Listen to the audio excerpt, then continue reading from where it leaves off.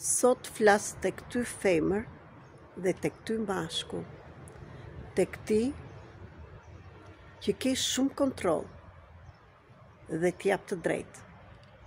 Në qoftë se dhe ti nuk e lë kontrollin tënd sepse ke frikë, dhe frika është mos më ndodhi diçka e keqe që të mbijetosh, por erdhi koha që ti të jetosh dhe jo të mbijetosh.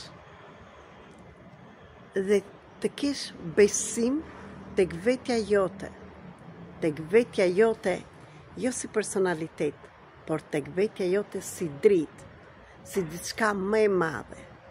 Dhe sot po të thërres që të mbyllësh syt, të marrësh frymfell me unë dhe të lirosh 3 herë, dhe me dorën në zemër pyet veten: pse unë kontrolloj të tjerë dhe kontrolloj çdo gjë?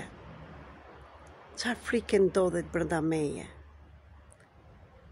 Kë nuk kam besim veten time apo të tjerët, sepse mbi të gjitha shihet besimi. Dhe pastaj thuaj vetes tënde, je i sigurt, dhe që sot e tutje unë liroj veten time, frikrat, dhe lejoj veten time të jetoj si një dritë, jo vetëm si personalitet. Dhe lejoj Zotin e vërtet, universin, atje ku beson ti, Allahun, që të bëj më të mirën për mua. Dhe me besim të plot, unë lirohem dhe e lej veten të lirë. Dhe të shikosh sa gjëra të bukura do të ndodhin, dhe në qoftë se prap të del frika, ti mund t'i thuash që unë jam këtu si dritë, si diçka më e madhe.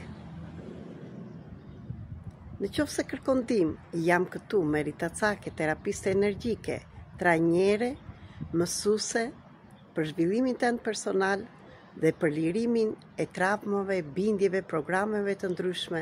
Gjithashtu, mund të marrësh ndihmë dhe nga librat që janë dhe në gjuhën shqipe dhe në greqisht për lirimin e frikrave. Gjithashtu, agenda magjike që të ndihmon të bësh çdo ditë ushtrimet e mëngjesit, të vesh qëllimin tënd dhe shumë gjëra të tjera do t'i gjesh atje. Gjithashtu, mund të ndihmoj me terapi personale dhe terapi në grupe. Për të gjithë ju që jeni të interesuar për këto terapit ose për të njohur nga hapër, do gjendem në Tiranë në datën 22 dhe 27, 28, 22, 23, 24, 25, 26, 27, 28, e kam fjalën për tërë këtë periudhë. Kam organizuar grupe të ndryshme që mund të marrësh pjesë edhe ti në çfarë do gjendje që ti jesh dhe çfarë do që të lirosh. Akoma dhe në qoftë se ke problem me trupin tënd, me shëndetin tënd, sepse mbrapa këtij shëndetit, mbrapa kësaj sëmundjes, fshihet një traumë e madhe dhe shumë herë gjërat janë të trashëguara.